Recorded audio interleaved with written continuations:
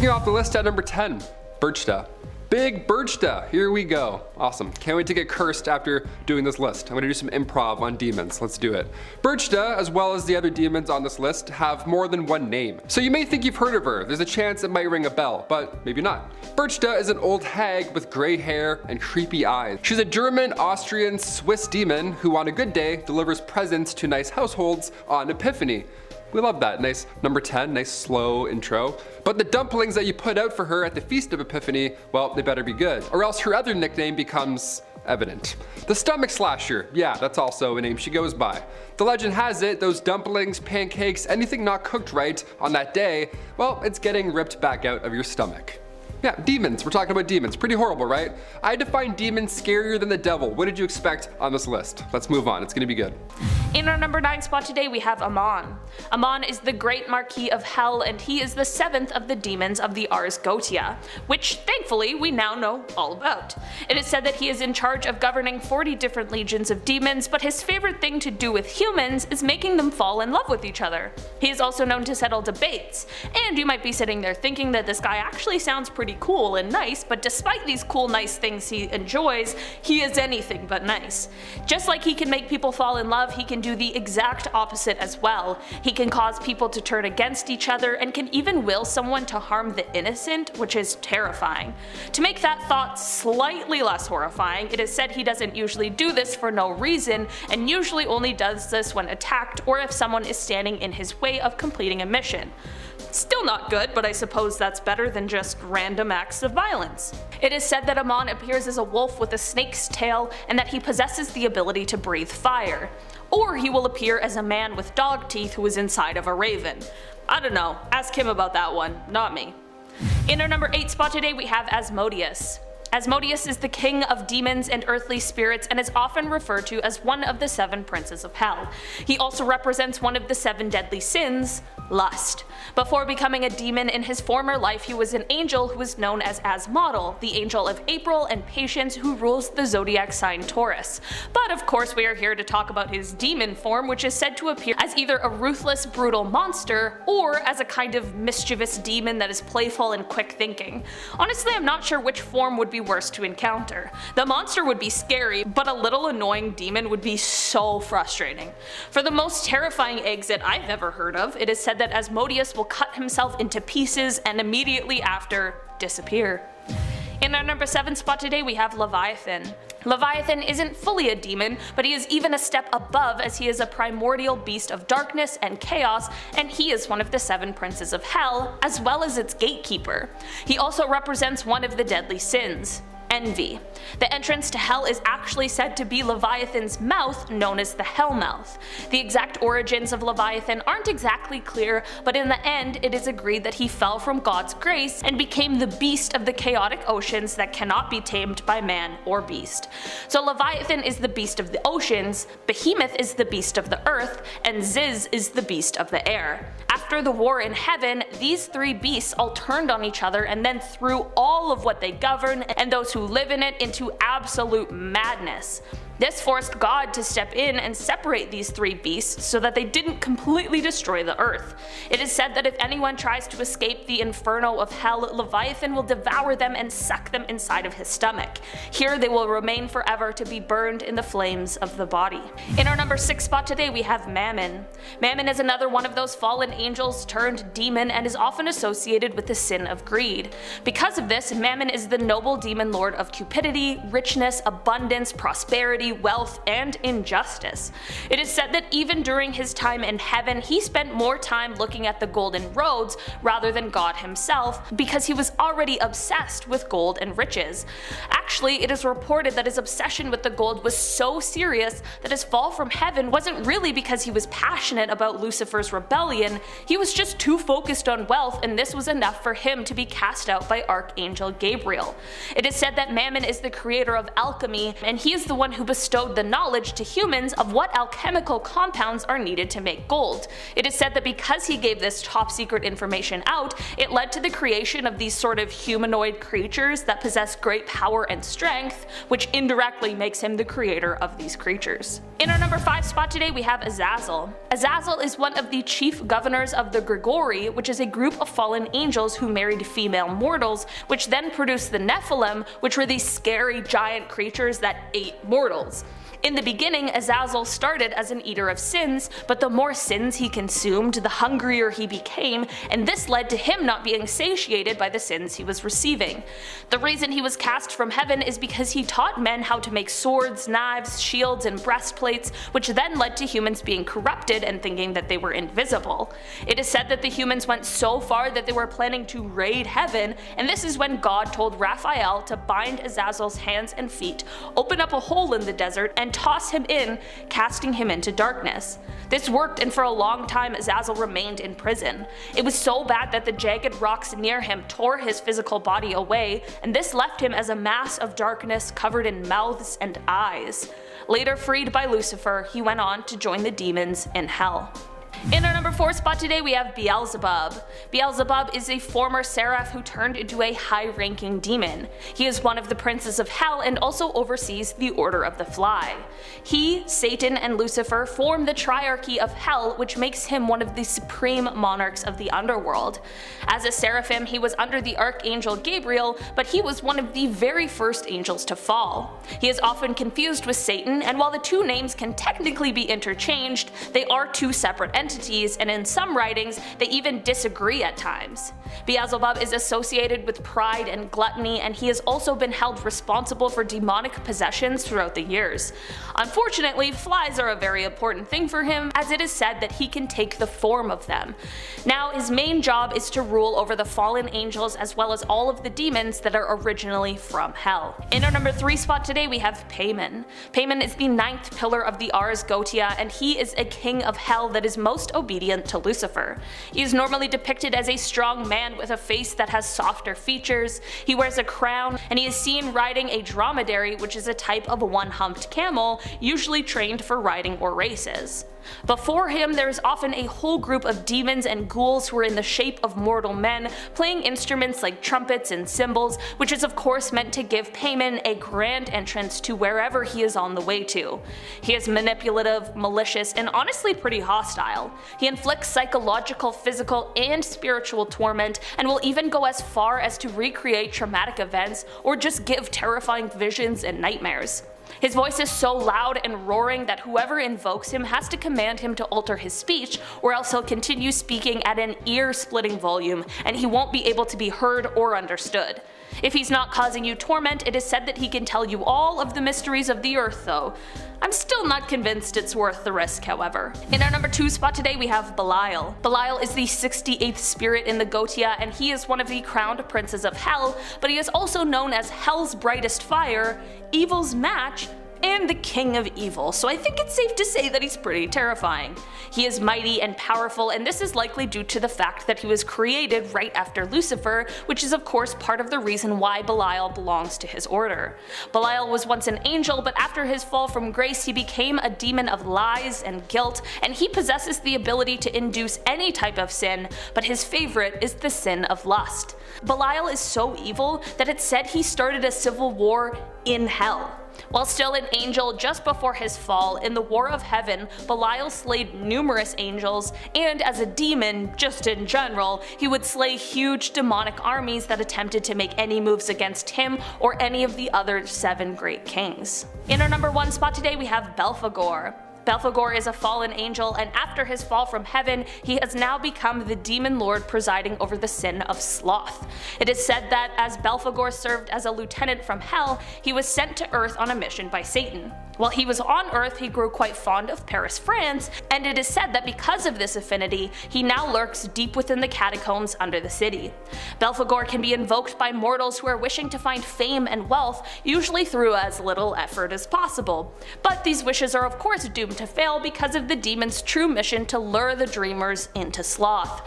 Through the failure of whatever was provided to the dreamer by BELPHEGOR, he then draws them into procrastination and idle dreaming rather than active production. destruction, which then condemns them to a life of failure. Belphegor is also recognized as one of the 7 great kings who rule over hell. Kicking off the list at number 10, William Thomas Stead. Born in 1849, William Thomas Stead was the son of Congregationalist minister, and at the age of 22, he was appointed as editor of the Northern Echo, a regional newspaper in Darlington. This British medium, Richard Borsonov, featured a photo of W.T. Stead and a spirit. Or a demon, one of the two, both pretty terrifying. While William was investigating a spiritual case, he took this photo with what's supposed to be the spirit of Pete Botha. Now, the reason many believe that maybe the spirit is evil is that Stead later on died in the Titanic. He boarded the ship to take part in a peace congress at Carnegie Hall, and survivors mention William Thomas Stead a few times. Apparently at dinner, he was chatting his way throughout the entire 11-course meal, recounting exciting, spooky times in his life, even mentioning a cursed mummy that he encountered at the British Museum once. That's a little odd for table talk. He even gave his life jacket to another passenger that night too. Stead would often claim that he would one day pass due to hanging or to drowning. And right before he was to be awarded with the Nobel Peace Prize, he passed away due to the latter. Was he cursed? I believe so, to be honest with you. Number 9, NIDHOGG. The Scandinavian terror of corpses. That's quite the nickname, my friend, keep it up. NIDHOGG doesn't just target a specific group on a specific day like BERCHTA. Rather, NIDHOGG is a massive dragon that has its sights set on the entire planet. That's right, everybody here on Earth. No matter where you are watching, it's coming for you. Little more threatening than a red guy with a goatee, in my humble opinion. His favorite snack is the 3rd root of Yggdrasil, aka the world tree.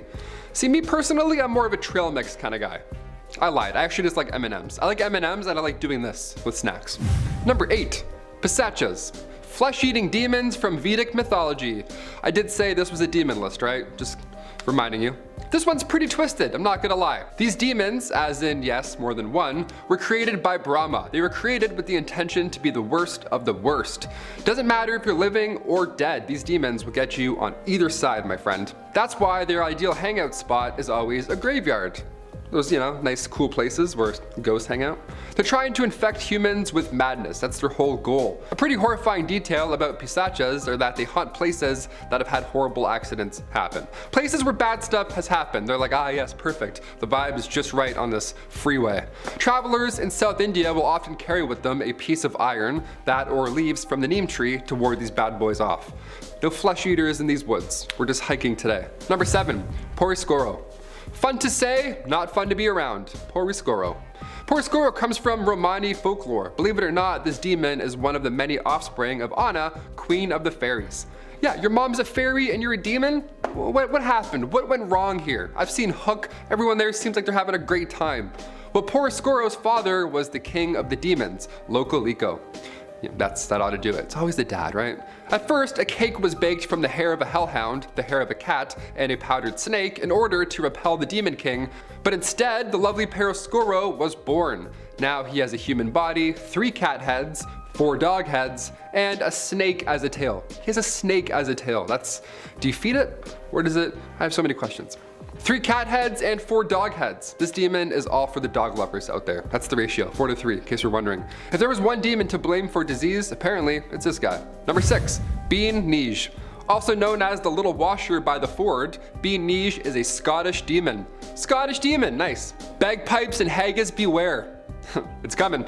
This Scottish lady is not sweet and or stout. She's referred to as the omen of death.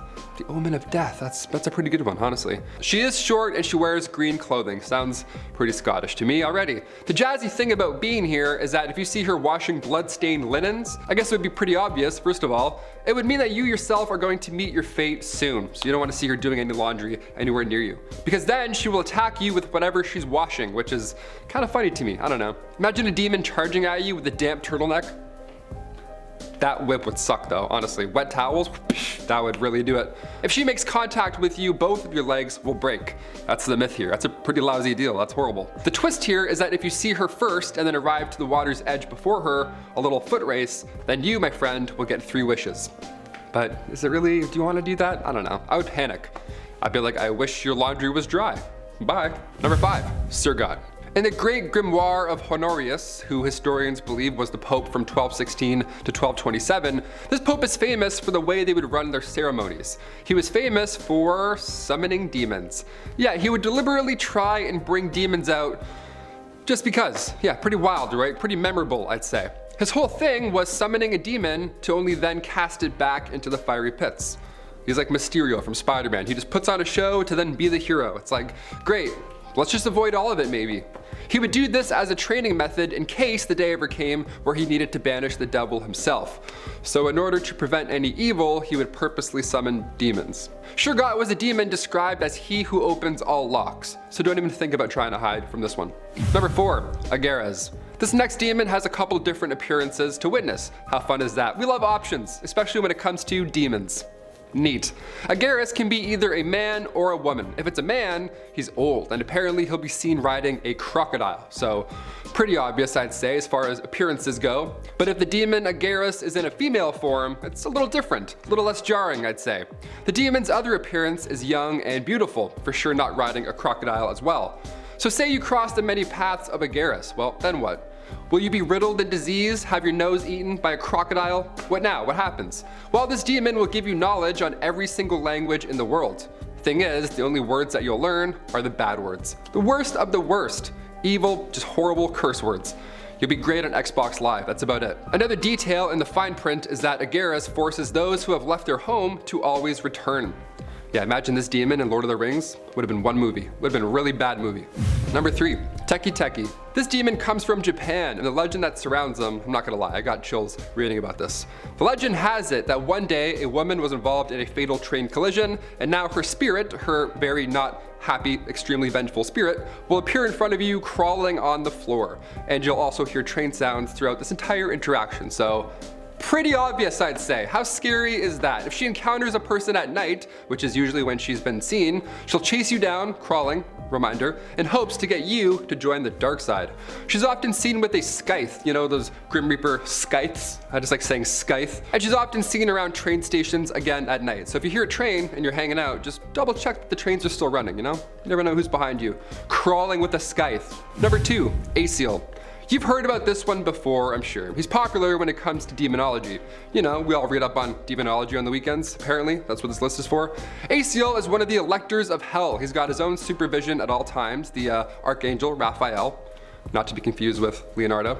ACIEL is one of the 7 planetary demons. He's the demon of Saturn. His current residence is the depths of the Earth's bowels. But the only way he'll make a guest appearance at your next Halloween party is if you invoke his name 3 times, and you have to have a magical circle as well. So if you know any gemstone girls on Instagram, keep them close by. Keep them around till October. You might need them. Never know when you might want to summon ACIEL from the bowels of Earth, you know? He sticks out in a crowd. This one, he's tall, he's buff, he's got red skin and 4 horns on each side of his head. Yellow eyes as well, just to top this whole picture off. His human form is handsome, but only 3 feet tall, so you may actually miss him this time around. He can make those who summon him rich, and the good news is that he doesn't have a lot of disdain for humans. That's cool, I guess, in this sense. Again, since he's a literal demon from hell, there's always a catch. You can't be worshipping any other god. Yeah, no holy entanglements here, pal. Pick a lane. I said this guy's name like 5 times, so I'm for sure screwed. And finally, number 1, the Banshee. Make you scream like a banshee. What does it even mean? Who is a banshee? Who is this? Besides an awesome car in Los Santos, of course. The banshee is Ireland's most well-known dark spirit that roams the countryside, just, you know, lurking, just waiting around until, you know, death makes an appearance, as we all do. That's right, she doesn't actually inflict the horrors this time around, she just screams, which is definitely helpful. Her presence is said to foreshadow the arrival of death, so you really don't want to see her ever. She often appears as a woman with long flowing hair, wearing, again, a green dress, with a gray cloak over her head, with eyes that are red from, you know, crying her entire life. Like a girl who got abandoned at prom, just all red, all bad. Some accounts report the Banshee as an old woman with, you know, dirty teeth and all that jazz with long fingernails, kind of like the Hag, so, you know, be original, I'd say. You know, shave it off, have a mohawk. I don't know, now I'm riffing about devils, this is not good. Some just have strong ties to family and a desire to continue looking over them.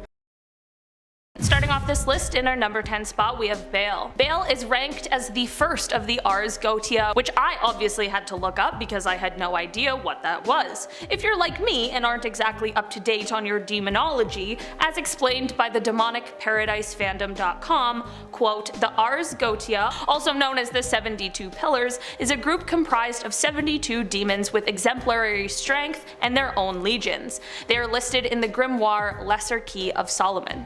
Okay, cool. That was easy to understand. So, Baal is the first on that, and he is the principal king of hell. It is said that he governs somewhere from 66 to 250 legions of demons and spirits, so he's clearly a workaholic. In grimoire tradition, it is said that Baal appears in the form of a man, a cat, a toad, or different combinations of those with the appearance of a king or a soldier, but with the heads of these creatures, and on a set of spider legs. So, I'm just saying, the guy's not easy to miss. I feel like that's pretty clear exactly who that is. What do you guys think? Number 9, the demonic boy photograph. It doesn't matter where or when, but odds are you've probably seen this photo at some point. All those late nights when you're scrolling through Reddit, you've probably seen this at some point. I know I have, and every time I see it, I'm kind of like, it looks pretty real. It's pretty haunting. You know when you see a photo, sometimes you get bad vibes, like it registers in your brain as something scary and real. Like you want to find something that looks fake about the photo, but it's tough. This photo was taken inside the Amityville house in 1976. It appears to be a young boy or ghost, spirit, demon, whatever, with glowing white eyes. It was taken with automatic cameras equipped with infrared. And it makes it even creepier that the boy looks like he's peeking around the corner. Like he knew something was coming almost, he didn't want to get caught. That's the creepiest part here. A photographer named Gene Campbell took it, and Gene was working with paranormal investigators Ed and Lorraine Warren at the time. Yeah, the famous duo now rocking the big screen Conjuring universe. This was a real thing. They were on this case in real life. This photo was revealed 3 years after it was taken, and it was revealed on the Merv Griffin show. Imagine seeing this on a show, like Jimmy Kimmel whips this out. It's like, hey, we're gonna play Plinko. Check out this demon. Many believe this is the ghost of John DeFeo, one of the boys who lived there prior during the 1974 event. Now we're still trying to cover this one, but what do you guys think? Is this an elaborate hoax? Is this a young boy? Or is this one of the many demons that was said to haunt the house? Sound off down below. Number 8, the SS Watertown. This picture here perhaps is one of the creepiest on this list. I'm not sure what to think of this one. It comes from 1924 and it shows what appears to be 2 older men, or 2 older figures almost. I don't know, it's water, it's hard to tell. Some believe it's James Courtney and Michael Meehan in the water. Now the 2 had previously died and were buried at sea, hence that's why their first thought was them as to who it was. Other crew members saw these strange faces in the water as well, so when they turned back to get another look, 5 out of the 6 photos showed nothing. This was the only photo that showed what they saw. Are these the 2 lost crewmen, or is the vessel haunted by sinister forces? Number 7, backseat driver. This photo is from 1959. Okay, it was taken by a lady named Mabel Chinnery. And the photo at first glance is just a classic 60s shot of a man in a car. That man was Mabel's husband. Now the man in the back seat, however, that back left seat, we have no idea who that was. Her husband apparently was the only guy in the car at the time. And also, that's a pretty tough angle. If you wanted to recreate this photo with your friends after work, like try this. This is a really hard shot, even with phones now. It would be hard back in the day. It's like he's appearing to us through the seat almost with that angle. So either this is a lie, which happens often, people can lie, and a man was sitting in the back left seat, or like Mabel thinks, maybe this is her dead mother-in-law. Now, if she had said father-in-law, I think maybe it was his spirit, but this for sure looks like an older gentleman with a collar or something. Kind of looks like, dare I say it, the devil. I don't know, I read a lot of comic books. Number 6, Coventry Society Demon. You may be thinking, some of these may not be demons, Taylor, maybe they're just nice spirits who stuck around after they passed. Yeah, while it's nice to believe that, photos like this convince me otherwise. This is from the Coventry Freeman Society, and it shows everybody at this event dressed to the nines. But when you look at the top left corner over here, you see a hooded figure. Somebody that clearly doesn't belong with the vibe in this room at this event. Nobody else was seen also at any point at that night wearing a hood like this, so of course many believe it was a dark part of the afterlife photobombing this event. Honestly, I totally believe that. This is a weird one. The hood, maybe I've been watching Harry Potter lately, I don't know. Maybe it's a Dementor, we actually don't know. Number 5. The ghost pilot. Oh, this one gives me the creeps. I'm hoping it's just a friendly ghost. I included it because it's kind of nice, but you never really know, honestly. This one, I did some research, it's creepy. Any sort of spirit, I don't welcome. Yeah, I don't gamble on the afterlife. I'm actually all set. The ghost pilot is a photograph that shows a spirit from 1987. A woman named Mrs. Sayer was visiting an airfield in England, so of course, she did the classic tourist thing and got a photo in the cockpit. We all do it at some point, but do you ever think of who may have died in that exact spot before? After the age of 10 years old, I was like, you know what, I understand ghosts, I'm not gonna sit in that tank. I'm good, thanks. People swear the Titanic was a cursed ship and that spirits were responsible for the ship's bad luck. Now, next time you wanna sit in the pilot's seat, look around for spirits, because this image was developed and it appears that somebody or something was in the helicopter with Miss Sayer the whole time. Number 4, the Paris Demon. Originally, the tunnels under Paris were built for stone mines, but near the end of the 18th century, it turned into something haunting. Cemeteries were starting to fill up, and I mean that in a literal sense, and humans didn't figure out how to be clean, so bodies would just be laying on the sides of the roads. They started to pile up over time, so the solution was to use these catacombs. They were no longer needed for those mines anymore, so might as well use them as a mass graveyard. And now we have the scariest basement in the world. We have walls of skulls that on one hand, it's cool as hell, it's natural history, it's gothic yet beautiful, but when Google Maps tried to give a user an up-close look, it seemed to have caught a shadowy demon figure. With more than 6 million souls laying down there, it doesn't shock me to hear about something like this at all. There's a video of the street view, and in it you can see this figure. Check it out yourself. Number 3, demons are us. For this next one, we'll be going down the Lego aisle. Yeah, how fun. Haunted Toys R Us. Can you imagine all those toys starting up at night by themselves? Bay Area's Haunted Toys R Us is no longer a thing. Thankfully, as of 2018, that location closed down, but its tales, they live on forever. The Sunnyvale Toys R Us demonic presence appeared in the background of this photo. But of course, like others on this list, the people present at the time of the photo swear that nobody else was there. It's like everyone has bad memory, or everyone has good memory. I can't really tell right now. It's like, could this be a spirit or a demon caught on tape that just happens to be at a Toys R Us? I vote yes. Employees talked about creepy things happening there at night all the time, and the Sunnyvale store is indeed haunted by more than one ghost. That's what people say. The store stood where the Murphy farm once stood, so many think the spirit is the ghost of Johnny Johnson. I don't know, the fact that Ouija boards are a toy that is commonly used to, I don't know, communicate with spirits, maybe closing these doors was the best call. I don't think we welcomed in any good spirits. I don't think any spirits are clocking in for work, you know what I mean? And now it's closed, so I'm like, it didn't work. Whatever we tried, didn't work. Number 2, ghost boots. These boots are made for haunting, and that's just what they'll do. Yeah, I put a pair of boots on this list. That's where we're at now. This photo of a young girl may look like a classic family trip, but upon closer inspection, it seems like somebody or something is standing behind her. Now, of course, her father said that nobody was behind her at the time that it was taken, and I agree that, and like honestly, and I believe him. Honestly, that would be pretty weird if he was like, hey, can you stand right here? Yeah, you behind my daughter, don't move, but you stand right here in this open field, thanks. Ka-ching. I don't believe it, I don't buy it, it's weird. This shot was taken at Zushi Zenagawa, Japan, and you can see boots and what looks like clothing sticking out from behind the child's elbow. The kid's father said, I took a few photos, and when I was looking through them at night, I noticed the boots behind her. I took several photos in the same spot, but only one of them had boots. You always see that in movies, right? At night they're going through and they see like it's 2 a.m. It's never at a Walmart while it's being developed. They don't find these photos in a bright, busy area. It's always in like a dark kitchen. Ugh, it's creepy. So he freaked out and then put it on Reddit, and then now we're here. Full circle. And finally, coming in at number 1, cave drawings. I know these aren't photos, but come on, there's nothing more eerie than humanity's origin, right? Let's do it. Let's go back. Let's turn the clocks back.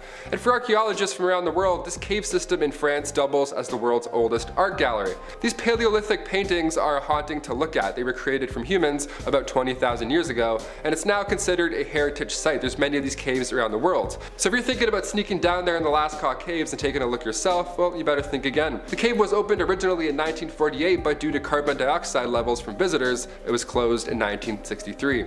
Learning about our history is challenging, and when it's slowly fading away, that surely doesn't help. Just gotta hold your breath while you read. This is crazy.